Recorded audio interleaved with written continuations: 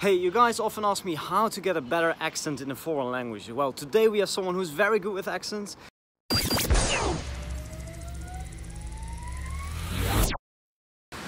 Hello, so my name's Ed, I'm from the UK, near to London.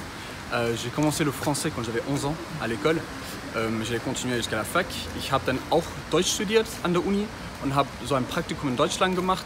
Und mi último idioma es el español, que hice unas prácticas en Barcelona y también estudié un poco en la uni. Hey guys, today I'm here with Ed from La Ferpection. La Ferpection is the name of your, hey Ed, the name of your YouTube channel. Now Ed, you're very good with accents. Let's talk a little bit about how you learn to acquire all these accents. Like, do you have any tips for us? Firstly, thank you very much. Yeah, so I'd say in terms of accents, there are probably three steps that I would follow in terms of trying to really perfect an accent. Yeah. So the first thing is, if you think about your own accent, because everyone has their own accent, so I have my British accent to start off with. Yeah. You don't just get that overnight. So that's through living somewhere, it's through hearing it all the time, generally from your mum, your family and your friends speaking it to you, right? Yeah. So if you think about that in a foreign language, so let's say French, which is my first language, is the first thing you need is immersion. So you need to have as much contact with that as you can. So if you don't live in France, then how can I do that? Is that film? Is it music? Yeah. Podcasts, YouTube channels, you know, Netflix. There are so many things available to you nowadays. Yeah. Well, I guess you need like a certain level before you do that, right? Because if you don't speak like a language at all, if you're just a beginner, you're gonna watch movies, it can be a little bit overwhelming. Or do you do that from the beginning anyways? So I'll be perfectly honest, like I did it from the beginning. So I did it with Spanish, for example, when I started, because you can watch it with the subtitles to begin with. Yeah. But immediately it starts getting you hearing that. So I do it with Swedish, for example. I see. Yeah. I can't really speak Swedish, but ik pratar lite svenska. Yeah. And you can hear how that's meant to sound. Yeah. I think that's how you say it in Swedish anyway. But yeah, look by the way, guys, where we are here in Bratislava, right in front of the castle at the moment. Very nice view. But of course, we want to continue with the conversation. A bit of sightseeing as well. Yeah, a little bit of sightseeing. You know, we do everything here on the channel. It's not just language learning. So you do that from the beginning, just for the accent, to train the accent, to get a really good like feeling for the language almost. So lots of exposure is basically what you're saying here. So my actual first tip is that rather than buying a grammar book, would be hear, listen to, and have as much contact with that language as you can. Yeah. Okay. That'd be my first step. Okay.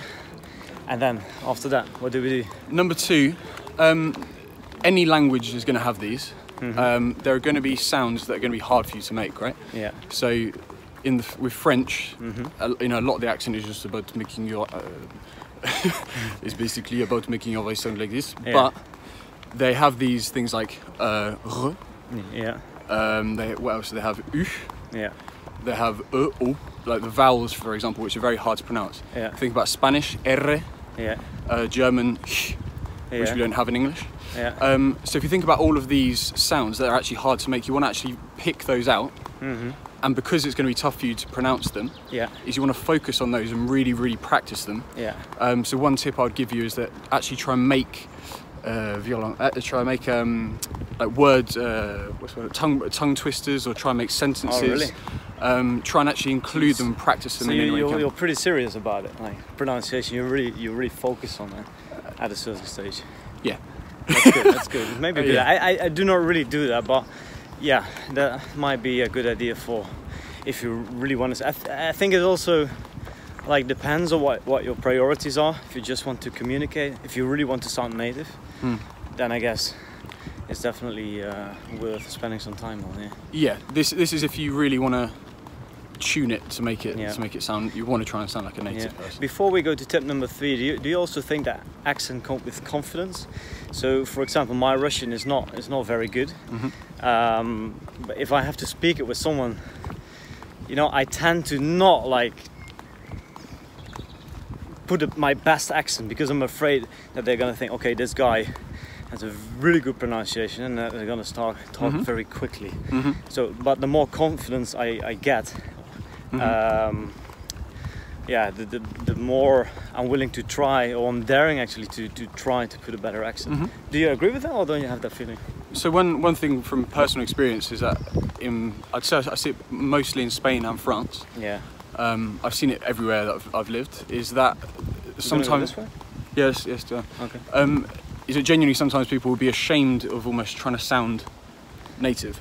Yeah. Or trying to copy my accent. Say a French person speaking with me will be ashamed to speak in front of their friends with a good English accent. So they start speaking like this because they don't want to sound pretentious. They want to keep their French identity. But it's also in front of their friends. They don't want to come across as being pretentious. Which I see.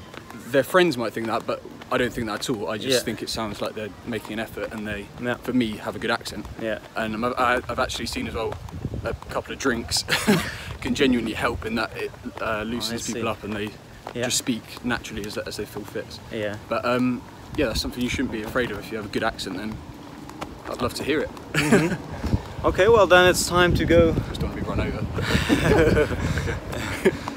What was it? Tip number 3, right? Yeah. Tip so number 3. Can you summarize? Tip number 1 was lots of exposure, basically. Yeah. Immersion. Mm-hmm. Second tip: pay attention to the sounds. That's good. Wait, let's change because my arm stabilizer is becoming a little bit heavy. Yeah. Okay. So tip number 2 was focus on like particular sounds that are difficult for you to pronounce. Exactly. And then tip number 3.